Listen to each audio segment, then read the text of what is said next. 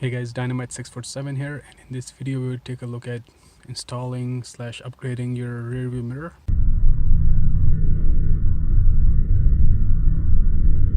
We'll be installing this in a 2013 Toyota Corolla, but it should apply to a lot of cars. So you'll land in one of three situations. Situation one will be your car only has the simple rear view mirror and no sunroof. Second situation, which is mine, will be you have a simple rear view mirror but you do have a sunroof. Open it up actually.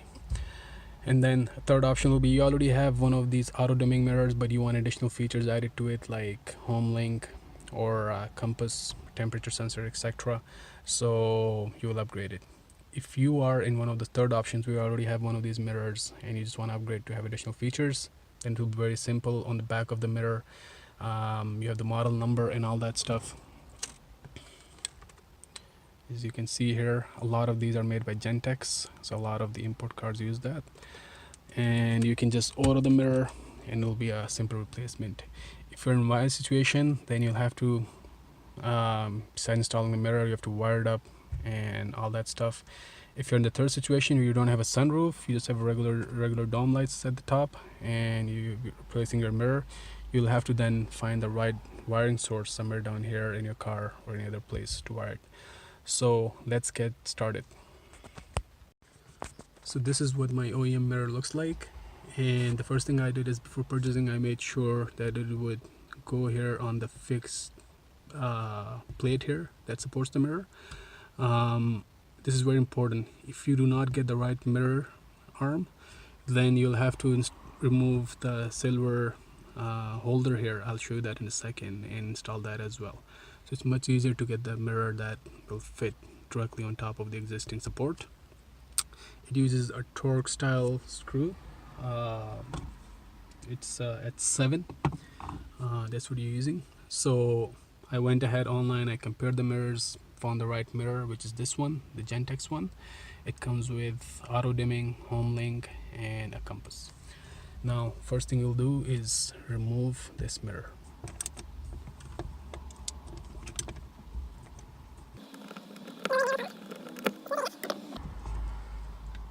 Then slide it out, and this is the plate I've been talking about. One thing I would like to mention is the original mirror did not come with wiring like this. Here's a picture of how the wiring looked like. I changed it up a bit. I'm also going to provide this diagram, what you see on the screen right now. This should work for most mirrors, so if you don't know what's power or what's ground, here's a diagram. You can pause it and use that as a schematic. But what I did is I went ahead, changed the wiring a little bit, and then this black tubing on top is actually from an RJ45 cable I had sitting, or Cat5 cable, sorry, I had sitting in my basement. So I just gutted that out and run it over the wires.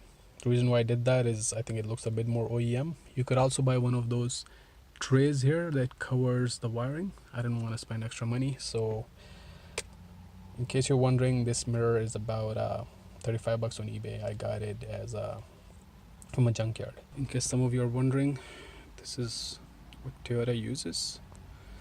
So now let's go ahead and open the top console area so we can find the wiring. You do see some wiring here. I've pre-wired it, but I'll still show you as if you were doing brand new. So make sure your car is off. It's also a good idea to disconnect the battery, and then all the lights, everything are off here. In this Corolla, the first thing we'll do is remove the cover for the map lights on the side.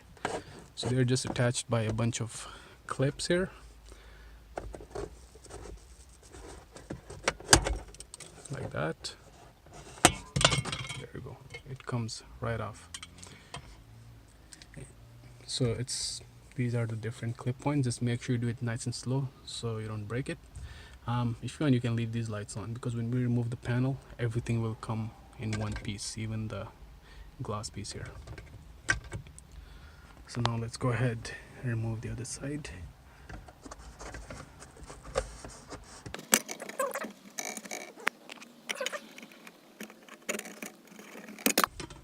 And let it fall, it won't break. And then this is what it looks like. These are the different clips. Now that we have this removed, we are going to remove this entire piece, the cover. I'm just going to show a picture of when I removed it so you can see. And as you can see, there are 4 clip points. We're basically removing this cover from those 4 clip points. So you're just going to pull down on it and it will come right off. Right, so you just need to pull down on this.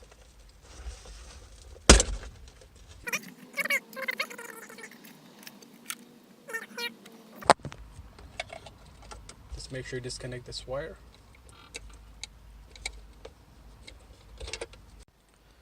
So this is what this piece looks like. Right, and this is where the 4 clips go. As you can see, sometimes they come off when you pull it down, sometimes they will just stay up there, which is fine. It's better if you remove them all and hook it up to the panel, and then when you're putting it back, it's easy. Now, if you don't have a sunroof, I would not connect the rear view camera to your map lights, because the map lights are always hot and you don't want it to drain your battery. So if you don't have a sunroof and you have to run the wire down the A-pillar down, then just select a spot that is not always hot. In my case, or for those who are with Corolla, this connector, it controls some of the features of the sunroof, like sliding, upwards, downward motion, and then the map lights. And some of these are always hot, and some of these actually did not provide enough power for the rear view camera. So I went to this plug right here, as you can see, and let me just move the wires so you can get a better idea. So I did put some glue on it. I haven't hard spliced it inside. I just inserted it, connected to the plug hole here, and then glued it. This is not going to come out. And the good thing about this setup is, in the future, if I want to move it, I can just remove the wires and everything will stay as is. The wires I'm connected to here are the white and the yellow one, but again, this could be different on every car. So what I would suggest you do is, before installing your mirror, just get a voltmeter or multimeter and just check for with the ACC on which one provides constant 12 volt and connect it to it. The good thing about this plug or this power source for the mirror is when I turn off the car, and as soon as I open the door, it turns off. So, or if I turn off the car, there's a 50-second delay before the mirror goes off. The power from here cuts off.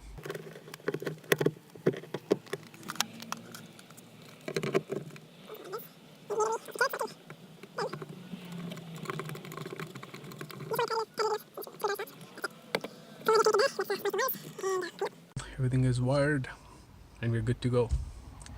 End of video. I'm just kidding. Right, so what I want to do now is just do a quick test just to make sure everything works, and then we'll clean up and solder and all we have to do.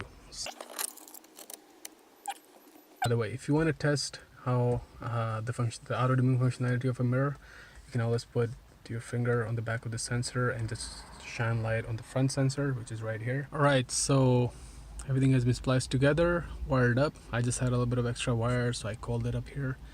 You can do whatever is best for you. I would definitely do some measurements to get the right side of wiring. I had a bit of extra, and here's how it looks from the back. Goes through the top tunnel right there. You can make a little indentation. So we're ready to put the center console piece back, and what I would suggest is to, if the clips, these white clips right here, if they're stuck here in their holes, remove them from there and put them back on the console, and then put the whole unit up. It'll be a lot easier rather than the other way around.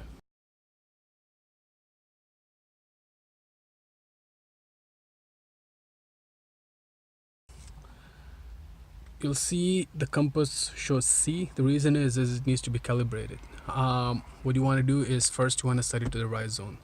Where I am in Toronto, I know it's zone 11, so if you press and hold, it's set at 11, and it's in the right zone. So what I have to do is just drive in 360 degree. I think one circle should do it, and then you will see the compass work. The garage door opener, what I suggest is when you get one of these mirrors, the first thing to do is hold these outer two buttons, because what that, well, I'll have to put the phone number. Anyways, when you hold these two buttons for I think 20 seconds, what it does is it removes any old codes that were set in here. And then if you want to set up your garage, what you do is you hold the one button, because you want to set it to button 1, and hold your transporter or the garage door opener pad thing, device thing, portable device next to it. Hold it together, the red light will flash, as you can see, and then you go inside your garage, you press the learn button, and you come back, press that within 30 seconds, and your garage door opener is set. And here's the auto dimming feature in action. Turn this off, turn it back on. Anyways, I hope you guys enjoyed this video. If you like it, give it a thumbs up. Don't forget to subscribe, and I will catch you guys in the next video. Thank you.